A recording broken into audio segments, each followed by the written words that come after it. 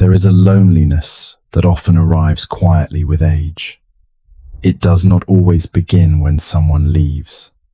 Sometimes it begins when the house becomes quieter, when the phone rings less often, when old friends move away, become ill, or slowly disappear from your life, when your children become busy with families of their own, when the world seems to move faster while your own days become slower. You may still speak to people. You may still attend gatherings. You may live with a spouse, a relative, or even an entire family. And yet, somewhere inside, you may feel alone. This kind of loneliness is difficult to explain. It is not simply the absence of company. It is the feeling that fewer people truly see you. Fewer people ask what is happening inside your heart. Fewer people remember the stories that made you who you are. Perhaps you have begun to wonder, why do I feel more alone as I grow older? Is something wrong with me? Have I been forgotten? Will the rest of my life feel this way? Buddhist wisdom does not deny the pain of loneliness.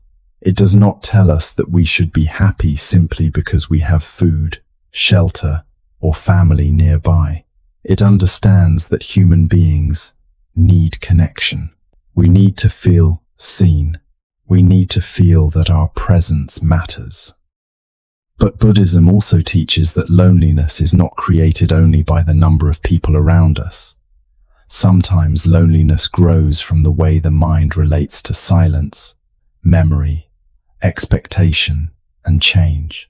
Sometimes what appears to be emptiness is not the end of life. It is an invitation to meet life differently. In this story, we will explore 5 Buddhist lessons about why loneliness becomes stronger as we age, and how solitude can slowly become a source of strength rather than suffering. The 5th lesson may be the most important, because it reveals that peace does not begin when everyone returns. It begins when you stop abandoning yourself. So take a slow breath. Let your shoulders soften. You do not need to push the loneliness away. For now, simply allow yourself to listen. In a quiet village beside a long river, there lived a 70-year-old widow named Mara. Her husband had died 6 years earlier. Her 2 sons lived in distant cities. Her daughter had moved across the country with her own family. Mara was not entirely alone. She had neighbors. She sometimes visited the market. She attended the village temple on special days. But most evenings, she returned to a silent house. Every night, Mara prepared 2 cups of tea. She placed 1 cup in front of herself. The other she placed across the table.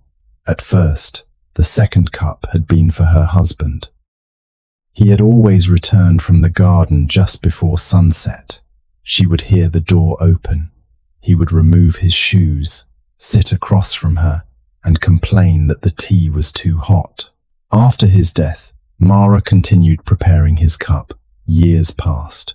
The cup remained. Some evenings, she spoke to the empty chair. She told her husband about the weather, about the children, about a bird that had begun nesting beneath the roof. On other evenings, she simply stared at the untouched tea until it became cold. One winter afternoon, a Buddhist nun named Sister Anne visited the village. She had heard that Mara was skilled at repairing old clothing and brought her a torn robe. Mara invited her inside. As they sat together, Sister Anne noticed the 2nd cup. "Are you expecting someone?" she asked. Mara looked at the empty chair. "No," she replied. "I stopped expecting anyone a long time ago." "Then why do you prepare 2 cups?" Mara's eyes filled with tears. "Because 1 cup makes the room feel too empty." Sister Anne did not tell her to remove it. She did not say that Mara should move on. Instead, she lifted the untouched cup and held it between her hands. "This cup contains great love, she said, and great loneliness. Mara nodded. I do not know how to live without missing what is gone. Sister Anne placed the cup back on the table. Perhaps you do not need to stop missing. Then what should I do? Learn the difference between missing someone and disappearing with them. Mara looked at her. Over the next 5 weeks, Sister Anne returned every afternoon. She shared 5 Buddhist lessons about loneliness, attachment, silence, and inner companionship. The lessons did not bring Mara's husband back. They did not make her children live closer. But slowly, the house began to feel less like a place where life had ended, and more like a place where another kind of life could begin. The first lesson Sister Anne shared was simple. Being alone is a condition. Feeling lonely is an experience. They are related, but they are not the same. You can be alone and feel peaceful. You can be surrounded by people and feel deeply lonely. Many people fear solitude because they have only experienced it as rejection. A quiet house reminds them that someone left. An empty chair reminds them that a relationship ended. A weekend without plans feels like proof that no one cares. But solitude can also become a place of rest, a place where you no longer need to perform, a place where you can hear your own thoughts without interruption, a place where life becomes slower and more honest. When Mara's husband was alive, she had often wished for an afternoon alone.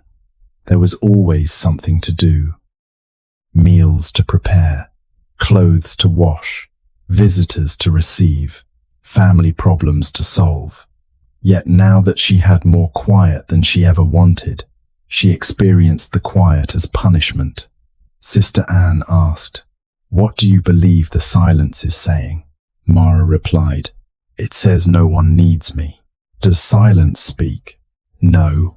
Then perhaps you are speaking through it. This is one of the ways the mind creates suffering. A room becomes quiet. Then the mind adds a story. I am forgotten.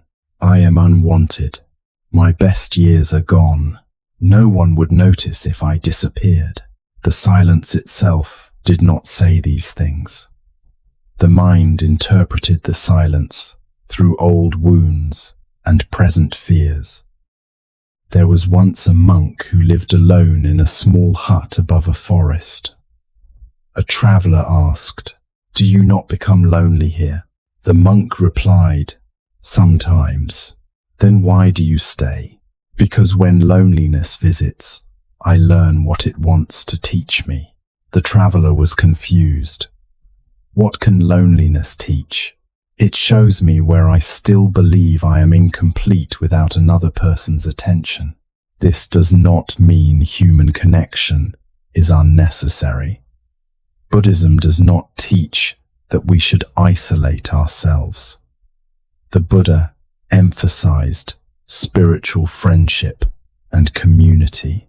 But solitude helps reveal the difference between needing connection and needing constant proof of our worth.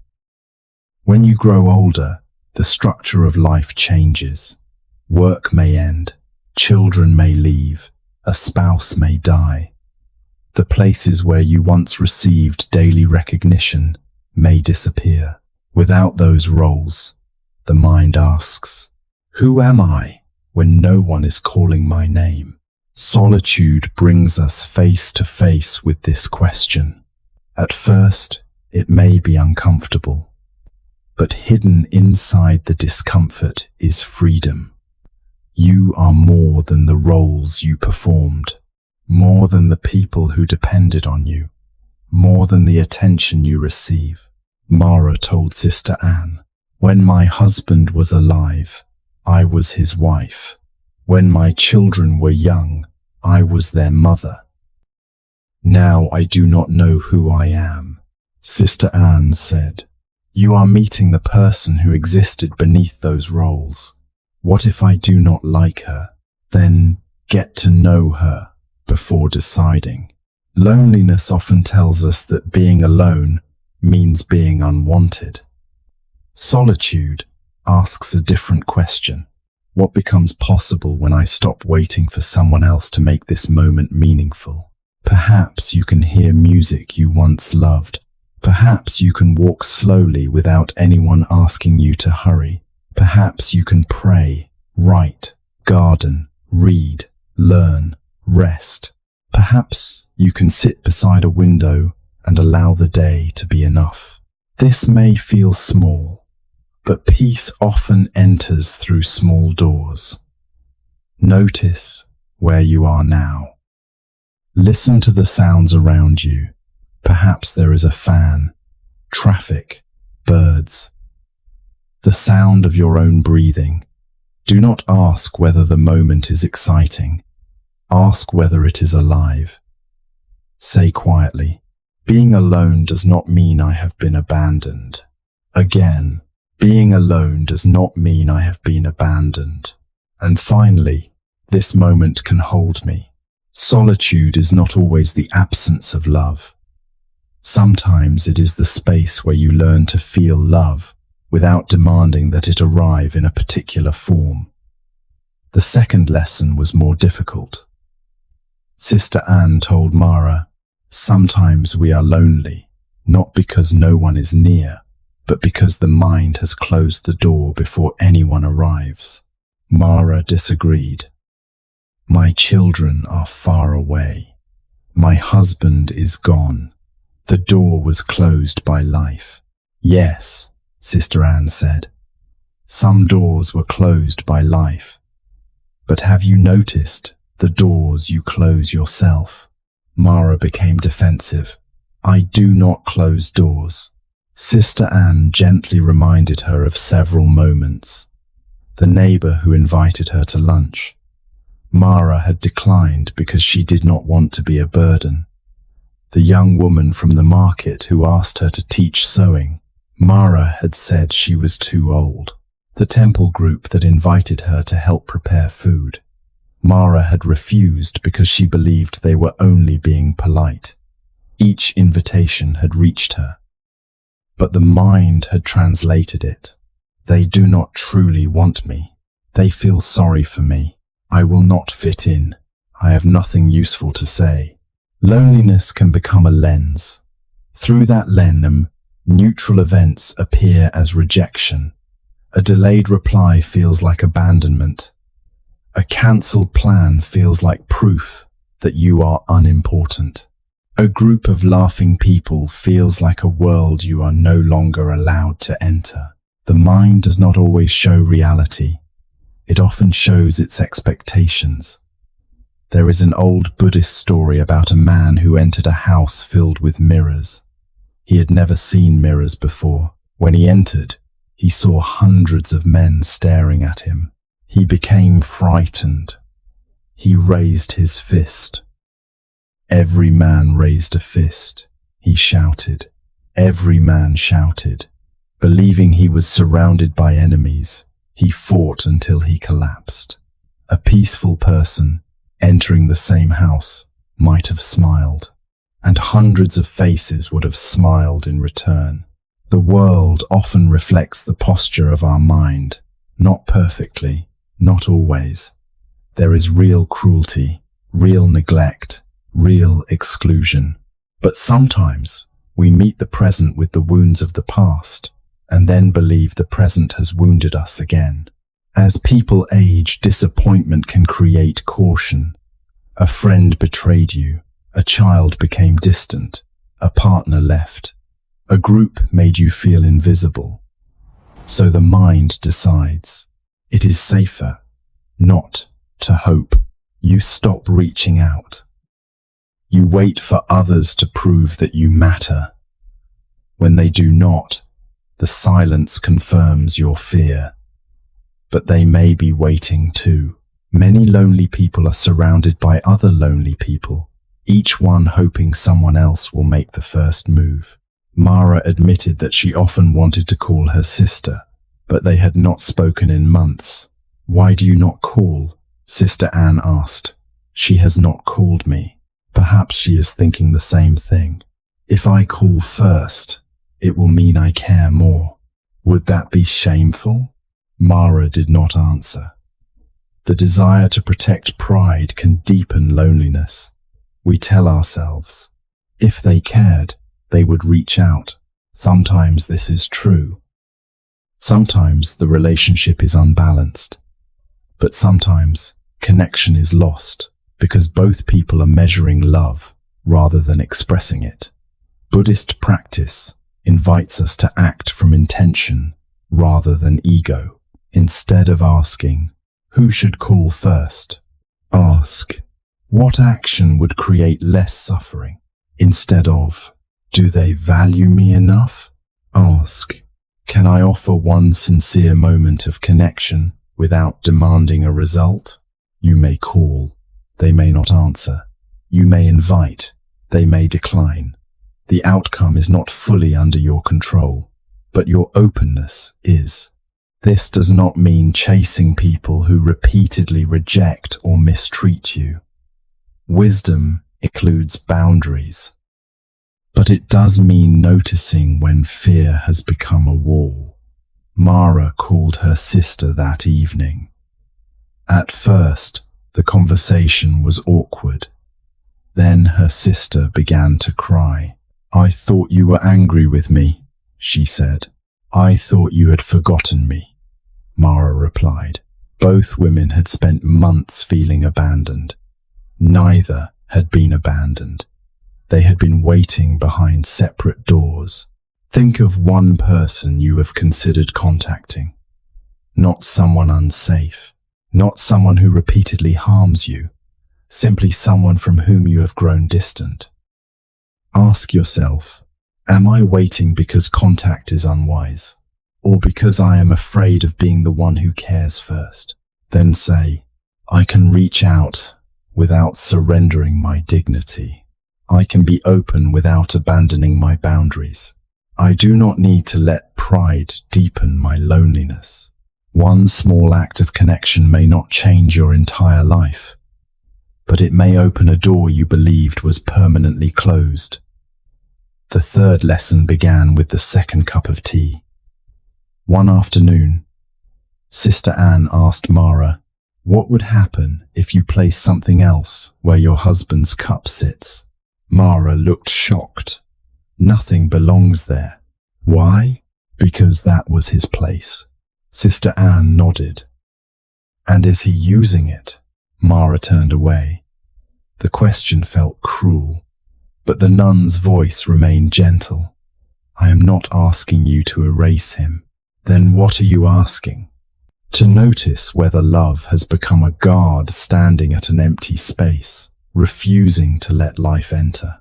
Grief often creates sacred spaces. A chair, a side of the bed, a cupboard, a habit, a yearly date. These spaces hold memory, and memory deserves respect. But sometimes, in protecting the memory, we stop allowing the present to participate in our life. A widow stops inviting anyone to dinner because the empty seat belongs to her husband. A father refuses to enter his child's room years after the child moved away. An older person avoids making new friends because no one can replace the ones who died. This is true. No one can replace them. But new connection does not require replacement. A new friend does not erase an old friend. A new purpose does not betray a former role. A new joy does not disrespect grief. The heart is not a room with only one chair. There was once an elderly teacher whose favorite tree fell during a storm. For 40 years, he had sat beneath its branches. When the tree fell, his students expected him to be devastated. He grieved. Then he planted flowers where the tree had stood. One student asked, "Does this not hide the place where the tree lived?" The teacher replied, "No. The flowers are growing because sunlight can now reach the ground. Loss creates darkness, but it can also create space where something new can receive light." This is one of the most difficult truths of aging. As life removes people, roles, strength, and certainty, it also creates empty spaces. At first, these spaces feel only like absence, but over time, they may become invitations.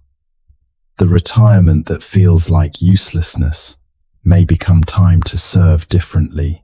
The quiet house may become a place of prayer, creativity, or friendship.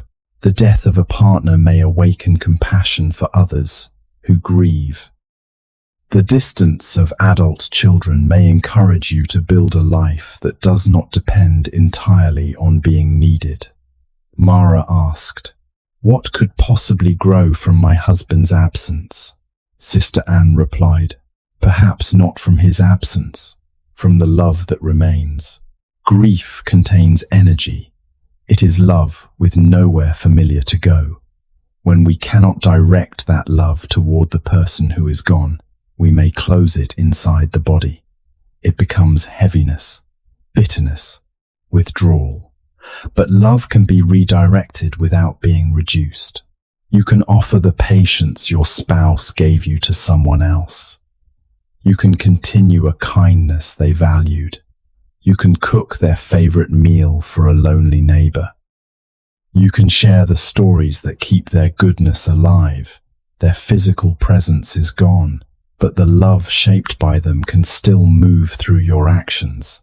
This is how absence becomes invitation, not by denying the loss, but by allowing love to continue changing form.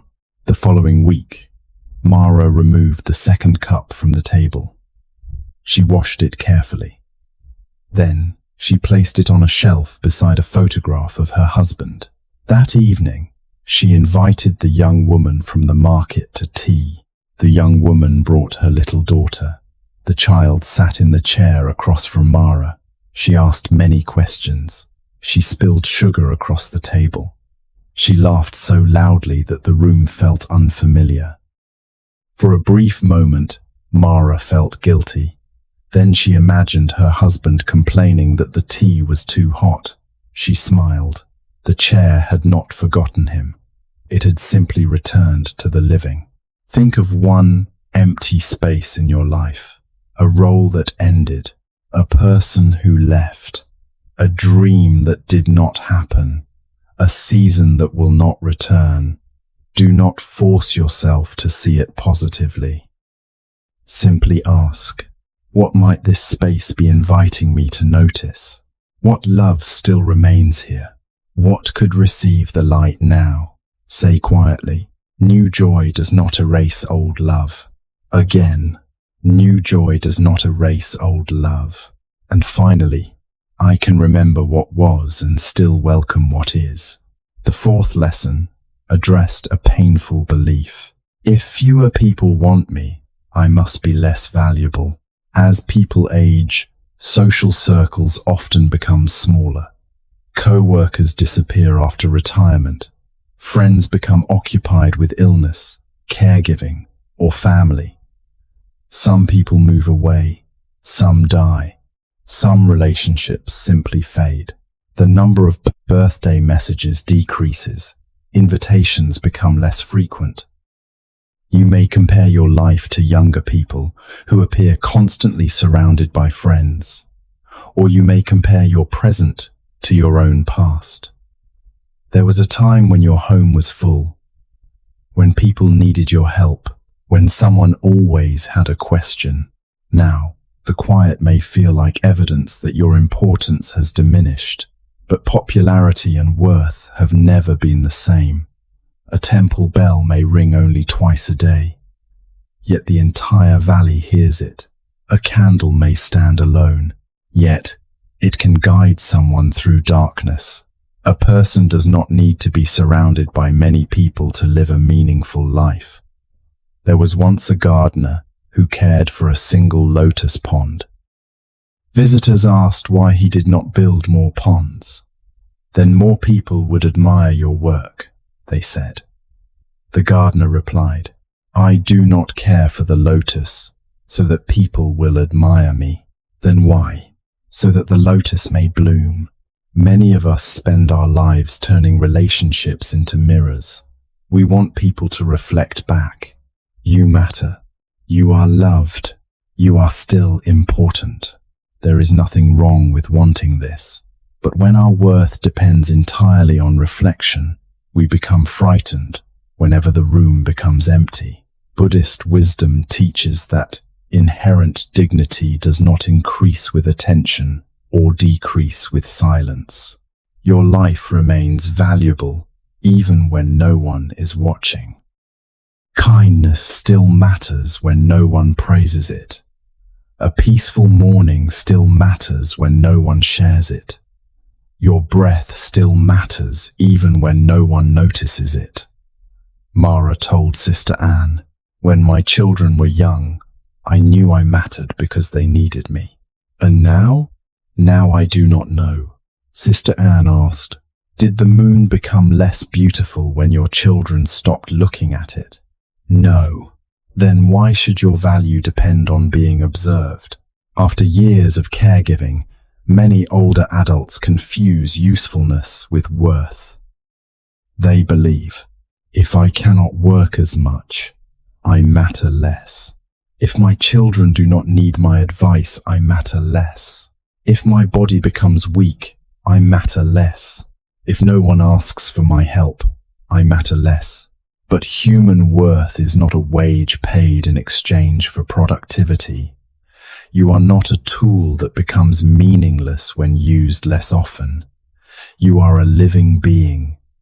You are worthy of compassion because you exist. This truth sounds simple. Living it may take practice.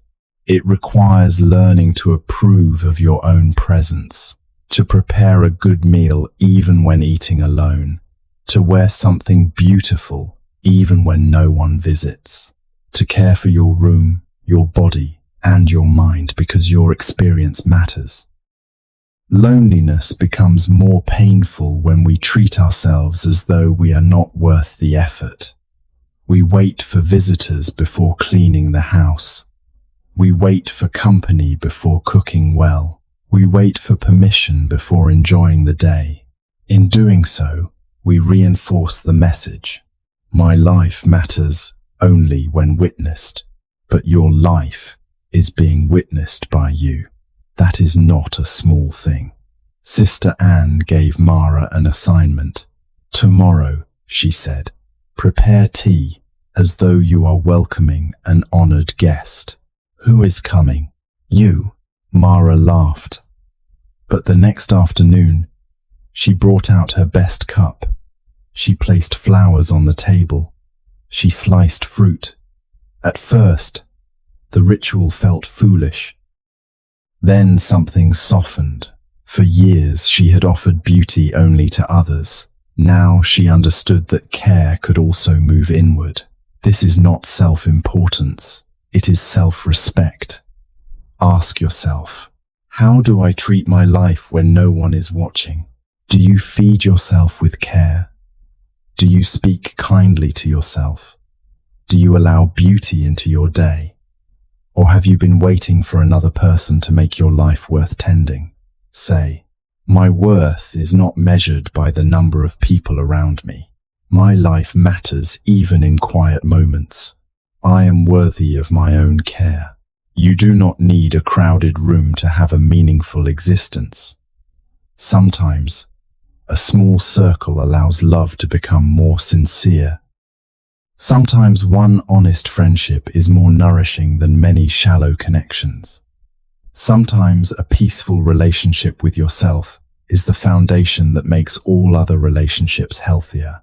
The fifth lesson was the most difficult for Mara to understand. Sister Anne said, the loneliness you fear most is not being left by others. It is being left by yourself. Mara looked confused. How can I leave myself? Every time you dismiss your own pain, every time you call yourself weak for needing connection, every time you speak to yourself with cruelty, every time you wait for someone else to give you permission to live. Many people remain physically beside themselves but emotionally abandon themselves. They feel sad and immediately say, I should not feel this way. They feel lonely and say, no one wants to hear about it. They make a mistake and say, I have always been a failure. They look in the mirror and see only aging. They do not sit beside their own pain. They stand over it as a judge. Then they wonder why being alone feels unbearable. Imagine being locked in a room with someone who criticizes you constantly, someone who reminds you of every mistake, someone who tells you that your best years are over, someone who says, no one truly cares. You would feel lonely even though you were not physically alone. For many people, that critical companion is their own mind. Inner companionship begins when you learn to stay beside yourself with kindness, not flattery, not denial, kindness. When you feel lonely, you say, this hurts. I am here. What do I need? When fear appears, you do not have to solve the entire future today. When regret returns, you were human then, and you are human now. When the house becomes quiet, this silence is difficult, but I will not use it to attack myself. There was once a young monk who asked his teacher, how do I become my own friend? The teacher replied, begin by noticing how you speak to yourself when you fail. Why then? Because everyone is kind to themselves when life goes well. Friendship is revealed when life becomes difficult. After 60, the relationship you have with yourself becomes increasingly important. People may come and go, the body changes, plans change. But wherever you go, your own mind travels with you. If that mind becomes a place of compassion, solitude becomes more bearable. If it remains a place of accusation, even company may not relieve loneliness. This does not mean you should replace all human relationships with self-reliance. That would be another extreme. We need others. We need community. We need honest conversation. But inner companionship prevents us from asking others to rescue us from our own rejection. It allows us to receive love without clinging, to enjoy company without fearing every goodbye, to miss someone without losing all meaning. Mara asked, how do I begin? Sister Anne said, every morning, sit beside yourself for 5 minutes. Do what? Nothing. That sounds lonely, only because you have not yet learned to keep yourself company. The next morning, Mara sat near the window. At first, her mind filled with complaints. The room was cold, her knees hurt. The day felt long. She wanted to stand up, but she remained. She placed one hand over her heart. She breathed. She remembered Sister Anne's words. I am here. The first day, the words felt empty. The second day, they felt awkward. After several weeks, they began to feel true. She started asking herself simple questions. What would make today gentler? Who could I speak to? What does my body need? What am I grateful to see? Some mornings, the answer was rest. Some mornings, a walk. Some mornings, a call to her sister. Some mornings, tears. Inner companionship did not remove grief. It gave grief somewhere safe to sit. This is one of the deepest forms of Buddhist compassion. To hold suffering without hatred. To observe pain without becoming the pain. To remain present when the mind wants to escape. You may have spent a lifetime being strong for others. Now, you can learn to be gentle with yourself. You can become the person who notices your own sadness, the person who prepares tea, the person who says, "You still belong here." Place one hand over your heart. Feel the warmth beneath your palm. Say slowly, "I will not abandon myself." Again, "I will not abandon myself." Then, when loneliness comes, I will meet it with compassion. And finally, I can be my own peaceful companion. The goal is not to never feel lonely again. Loneliness is part of being human. The goal is to stop turning loneliness into proof that your life has no value. You can feel lonely and still be loved. You can feel lonely and still reach out. You can feel lonely and still create meaning. You can feel lonely without becoming lost. Spring arrived in the village. The river rose with melting snow. Flowers appeared along the path. Mara's life had not become crowded. Her children still lived far away. Her husband was still gone. Some evenings remained difficult, but her days had changed. She began teaching sewing to 3 young women from the village. Once a week, she attended a small meditation group. She called her sister every Sunday. She ate dinner with a neighbor twice a month.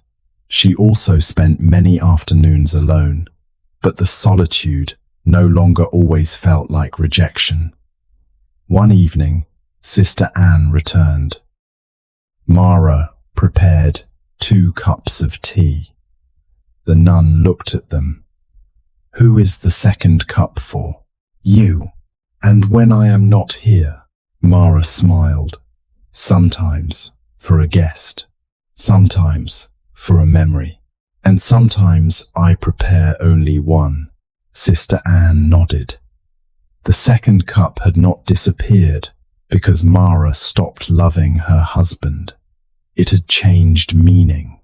It no longer represented a life permanently waiting for the past. It represented openness, a place where memory, friendship, grief, and new life could all be welcomed. Let us return to the 5 lessons. The first lesson: loneliness and solitude are not the same. Being alone does not mean you have been abandoned. Solitude can become a place of rest, reflection, and self-discovery. The second lesson: the mind often creates the feeling of separation. Fear, pride, and old wounds can cause us to close doors that are still open. Sometimes connection begins with one small act of courage. The third lesson: some empty spaces are invitations. Loss creates absence, but it can also create room for new purpose, compassion, and relationship. New joy does not erase old love. The fourth lesson: your worth is not measured by how many people surround you. You do not become less valuable because fewer people need you. Your life matters, even when no one is watching. The fifth lesson: inner companionship is the beginning of peace. Do not abandon yourself while waiting for others to return. Learn to meet your own heart with patience, honesty, and compassion. Now allow your body to become still. Let the chair support you. Let your hands rest. Take a slow breath in and release it gently. Imagine that you are sitting beside a quiet river at dusk. The water moves slowly. The sky is becoming dark blue. A soft, golden light shines from a lantern beside you. There is an empty chair nearby. Do not be afraid of it. The chair may represent someone who is gone, someone you miss, someone who became distant. Or perhaps the chair represents a life that changed. Look at it gently. Say, I honor who was here. I honor what was. I do not need to erase love in order to continue living. Now bring your attention to the river. The water does not hold one shape. It moves. It changes. It carries leaves, reflections, light, and darkness. Your life is also moving, even now, even in quiet seasons. Even when the days feel similar, say, my life is still moving. Again, my life is still moving. Notice the space around you. Perhaps you are alone. Perhaps someone is nearby. Either way, feel your own presence, your breath, your heartbeat, your awareness. You are here. Say, I am here. I have not disappeared. My life still contains meaning. Now imagine placing 1 cup of tea in front of yourself. Not for a guest, not for someone who may arrive later.